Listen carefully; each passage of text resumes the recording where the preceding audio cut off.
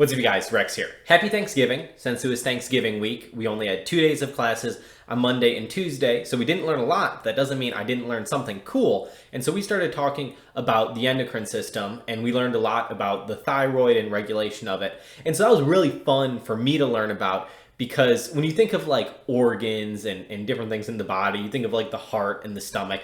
But the thyroid definitely isn't something that immediately comes to mind, and is really something that I didn't know a ton about coming into medical school.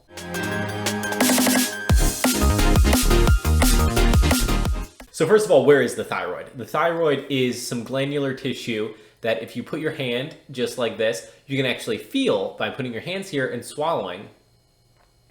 You can feel just this little bit of glandular tissue moving up and down. And so it sort of is like a bow tie shape, and all of the picture there that actually shows what it's like. Essentially, the thyroid is some glandular tissue made up of a structure called follicles, where there are cells that are secreting into this spherical space that is filled with colloid, and that's where all of this thyroid hormone is stored. But the most interesting thing I learned this week about the thyroid and the endocrine system is all of the regulation that goes into the release of the thyroid hormone. And so the thyroid hormone, essentially, it is what makes your body work more and increases your metabolism. So it does a lot of different things on different tissues, from increasing heart rate to increasing nutrient absorption to uncoupling your mitochondria to create heat, all kinds of different stuff. And so it's a very important hormone, and therefore is under a ton of regulation. So the first thing that's interesting about the thyroid is inside your thyroid, you have anywhere from like 2 to 3 months of thyroid hormone stored up. And a big part of that, I believe, is that thyroid hormone is completely dependent on iodine, which isn't something that's always available in our diet. And so thyroid hormone is the reason why iodine is added to salt, that there's iodized salt, because that was an awesomely successful public health intervention that nowhere in the developed world is there ever iodine deficiency, because everybody's eaten all kinds of salt that has iodine in it.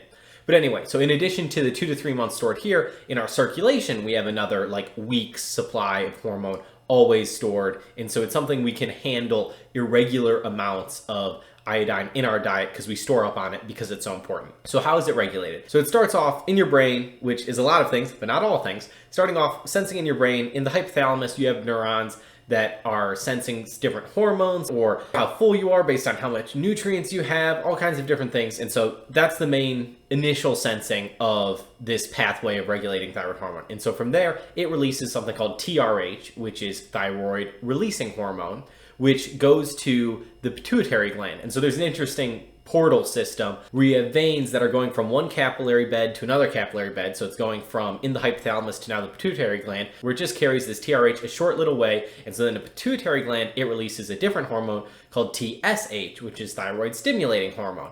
And so then this TSH goes into the blood and flies around, and eventually it makes its way to the thyroid, and it tells the thyroid, okay, time to empty out all of this colloid you have, which contains the thyroid hormone. Now, interestingly, the thyroid hormone exists in 2 different forms. There's T4 and T3, where the 4 refers to that there's 4 iodine atoms and 3 is 3 iodine atoms.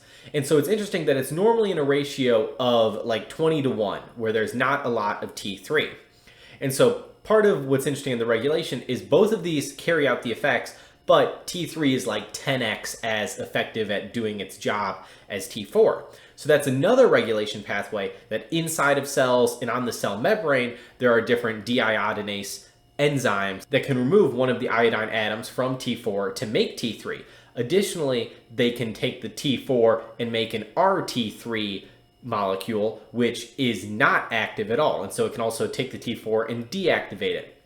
And so it's something where there is like many steps to this chain because this is such an important hormone. So it starts at the brain level, and then it moves to the pituitary gland, and then there's regulation at the thyroid level, and then there's regulation at the tissue level. And meanwhile, there's a whole store of this for 2 to 3 months, and a store of it inside the circulatory system for another week. And so it's something we're always monitoring to make sure we have these consistent levels. And so it's very regulated, very interesting, and not something I think about or knew a ton about going into medical school. And so that's what it's all about for me, is learning cool things in medical school about how the human body works. And if you want to see more of these just quick reflections on stuff I learned in medical school, make sure you subscribe, hit the notification bell. If you have any questions, comments, or concerns, I'd love to hear about them down below. I'll read and respond to every single comment. As always, like the video if you like the video, dislike the video if you dislike the video.